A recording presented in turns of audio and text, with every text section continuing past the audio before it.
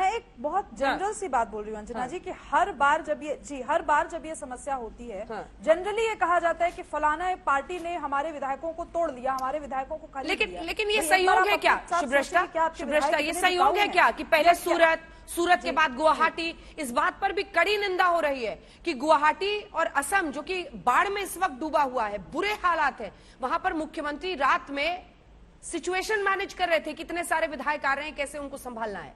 ये संजय जी ने भी सवाल उठाया था, इस पर जवाब दीजिए। या इसका जवाब दो सुब्रता जी। अंजना जी, इस बात से मैं अग्री करती हूँ कि जो सवाल उठाए जा रहे हैं वो स्वस्थ लोकतंत्र में ऐसे सवाल उठाए जाने चाहिए, लेकिन इसकी वजह से राजनीतिक पार्टी अपनी स्ट्रैटेजी बदल देगी, मुझे नहीं लगता ऐसा भी संभव है। उसके बावजूद मैं एक चीज कहूंगी, अगर गैर संवैधानिक तरीके से सरकारें बनती या बिगड़ती हैं तो फिर हमारे पास सुप्रीम कोर्ट भी है। क्या तिवारी जी आप क्यों नहीं बोलने देते? आप या तो मेरे तर्कों से घबरा रहे हैं या आपके पास जवाब नहीं है, दो ही चीज हो सकती है। शांति से सुन तो लीजिए। देखो सुब्रता, भ्रष्टा न कीजिए। मैं ये कह रही हूँ अंजना जी कि अगर मैं हटा दे रही हूँ 2 मिनट ताकि मैं अपनी बात बोल लूं। मुझे लगता है कि गैर संवैधानिक तरीके से अगर सरकार बनती है तो इसके लिए देश में और व्यवस्थाएं हैं कि उसको संवैधानिक ढांचे में ला करके चीजों को दुरुस्त किया जाए। ठीक है, जल्दी से एक बार दिखाइए। संजय जी को इसका जवाब दे रहे थे, उसके बाद मैं आपके पास नायर साहब आ रही हूँ, वीएचपी के प्रवक्ता भी हमारे साथ जुड़ गए हैं। आ रही हूँ किशोर जी, थोड़ा सा रुके। संजय जी, ब्रिजमोहन जी आपके पास भी मैं फौरन आऊंगी सर जी। अंजना जी, मैं सुब्राष्ट्र जी को ये बताना चाहूंगा कि रात को सोने के वक्त यदि मैं घर का दरवाजा बंद करना भूल गया तो मेरा यदि पड़ोसी आके मेरे घर में डाका डाले तो वो सही है क्या? देखिए, हमारी जो भी कमजोरी हो उसका कोई फायदा इस तरीके से कोई उठाता है, ये भारत की भ्रष्ट और अनैतिक राजनीति का एक सबूत है। और मैं समझता हूं कि कम से कम भाजपा को अभी भी तो सोचना चाहिए। सत्ता का लोभ हर राजनीतिक दल को होता है, लेकिन भैया दुनिया में कुछ सिद्धांत भी होते हैं। अरे हम लोग अपने आप को कहते हैं कि हम प्रजातंत्र का एक बहुत ही अच्छा एक उदाहरण है, और अभी दुनिया देख रही है कि किस तरीके से जो लोग चुनाव जीते हुए एडल्ट लोग हैं उनको जबरदस्ती आप प्लेन में बिठा के होटल में छुपाए हुए हैं, उनकी बीवी लोग एफआईआर लॉन्च कर रहे हैं। ये भारत के प्रजातंत्र का क्या संदेश भेज रहे हैं आप?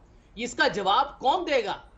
श्रीराज नायर जी, नायर साहब जवाब दीजिए, क्या संदेश है लोकतंत्र में? संजय जी बड़ा अच्छा मजाक कर रहे हैं।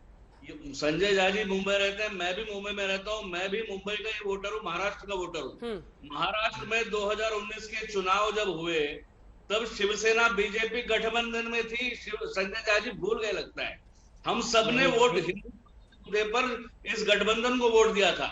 चुनाव के बाद केवल सत्ता के लिए जिस प्रकार का तांडव किया गया पूरे भारत के लोकतंत्र के चाहने वालों ने देखा था। उसके बाद केवल सत्ता में बने रहने के लिए जिस प्रकार से शिवसेना ने हिंदुत्व को कुचला, वो भी सारे हिंदुत्व के चाहने वालों ने पूरे विश्व में देखा। जिस प्रकार से संतों की हत्या, निर्मम हत्या हुई, उसके बाद जो एक्शन लेना था नहीं लिया गया। लेकिन तब किसी ने नहीं छोड़ा श्रीनाथ जी, तब नायर साहब किसी ने नहीं छोड़ा। संतों की चिंता होती तो तब छोड़ते ना, थोड़े ना इंतजार करते।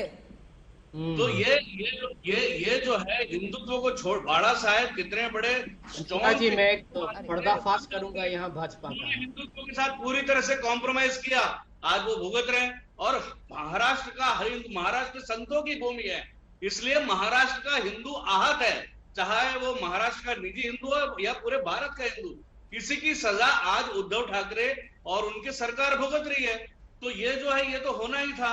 जिन्होंने हिंदुओं का परिहास किया, मजाक उड़ाया, मॉक किया, रिडिक्यूल किया, उनका हालत कांग्रेस का जो हालत है वो देश ने देखा है। उसी की तर्ज पर शिवसेना। संजय जी छोटा सा कमेंट, फिर ब्रिजमोहन जी के पास जाऊं।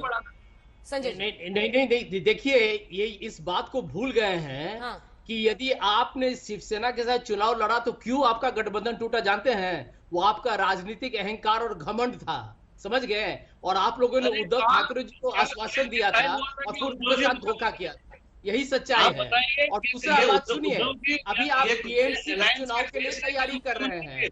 अंजना जी, मैं बताना चाहूंगा कि अभी भाजपा टीएमसी के चुनाव की तैयारी कर रही है और वो चाहते हैं कि ये सरकार गिरे ताकि इनको बीएमसी चुनाव में उसकी कोई उपलब्धियां उनको मिलेंगी। और बीएमसी का चुनाव बहुत अहम संजय जी, 40,000 करोड़ का संजय बजट है। महाराष्ट्र को एटीएम बना के रखा है। संजय जी, आग घर में लगी है, कब तक पड़ोसी पर इल्जाम लगाइएगा? समझना पड़ेगा कि आग की लपटें जो घर के अंदर हैं वो क्यों है। हालांकि आपका तो क्या ही, कांग्रेस पार्टी के तो विधायक एकजुट रहे हैं, लेकिन एक नाथ एकजुट रख नहीं पा रहे तिवारी जी। और यहाँ पर गुस्सा भी दिखाते हैं, बीच बीच में हंस भी देते हैं। अभी समझ ही नहीं आ रहा इनका इमोशन क्या चल रहा है।